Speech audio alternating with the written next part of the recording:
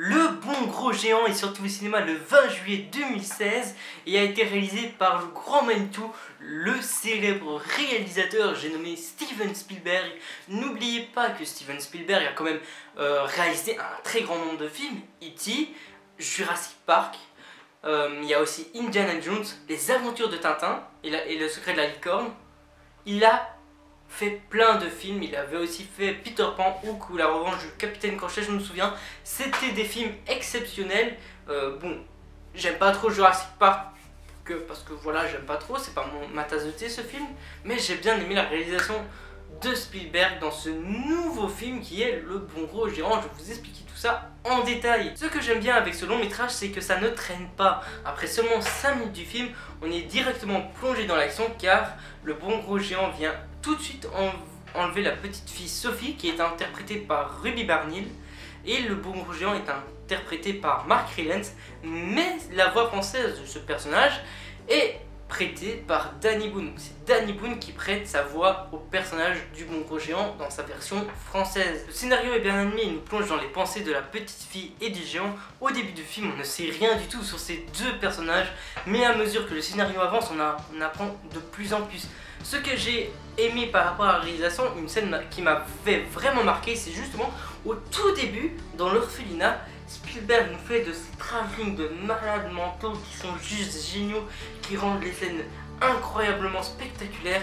J'ai kiffé ces moments de travelling, waouh, c'était même ma scène préférée du film alors qu'il ne se passait presque rien à ce moment-là dans le film. C'était vraiment l'introduction, le début. C'est vraiment ce qui m'a fait kiffer, qui m'avait marqué dès le début et justement avec ces travelling et tout ça, je me suis mis directement dans le film. Mais à la fin du film, j'étais déçu.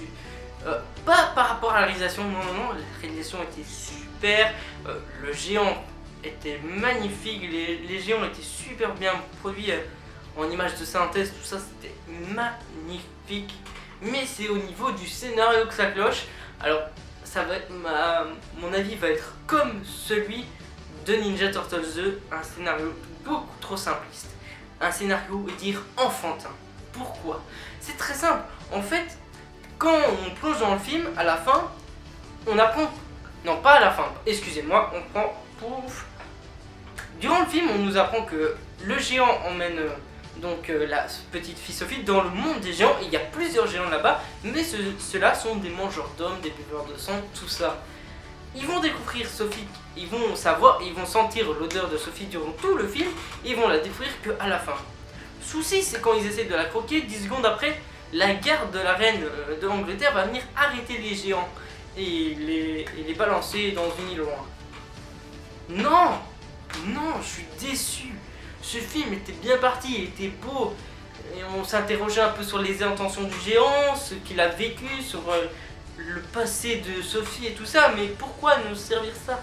Bon, en plus, il y a une scène, donc le géant est invité chez la reine d'Angleterre. Et en fait, ils ont une sorte de, les gens ont une sorte de boisson avec des bulles qui remontent vers le bas, alors que nous, ça remonte vers le haut. Mais en fait, donc nous, ça le fait roter, mais eux, ça le fait péter. Alors on voit la reine et qui s'envole en pétant.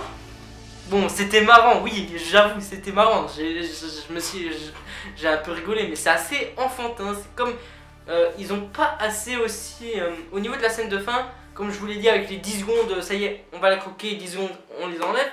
Ils ont pas assez catégoriser ces géants dans une menace.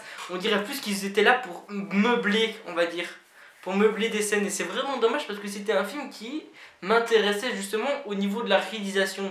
Heureusement la réalisation est bonne, sinon je pense que je n'aurais pas regardé le film jusqu'à la fin. Enfin si, je l'aurais peut-être regardé jusqu'à la fin, mais j'en aurais gardé un goût amer. Bon, j'en ai gardé un goût médiocre et amer au niveau du scénario, mais la réalisation était irréprochable. J'adore Steven Spielberg, il fait des réalisations de malade. J'ai vraiment envie d'arriver à son niveau un jour, mais bon, c'est un rêve, voilà, c'est possible ou c'est pas possible, mais de toute façon, il faut que je m'améliore et tout ça. Mais franchement, j'ai adoré la réalisation, mais ce film a un scénario médiocre et enfantin.